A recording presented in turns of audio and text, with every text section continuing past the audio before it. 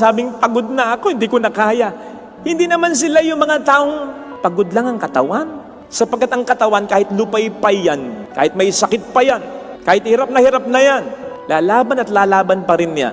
Magtatrabaho at magtatrabaho pa rin yan. Basta't inspired ang puso niyan, ang kalooban niyan.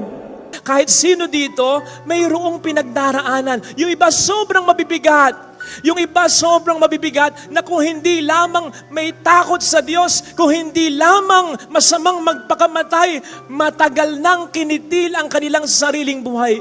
Mind you, maraming ganyan. Sigurado ko, ito yung mga taong na-encounter natin. Nakangiti kahit paano, nakakatawa, nakakapustura. Pero sa loob-loob nila, ang bigat-bigat pala ng dinadala nila. Imagine encountering such kind of people, tapos susungitan mo. May mga taong ganyan talaga.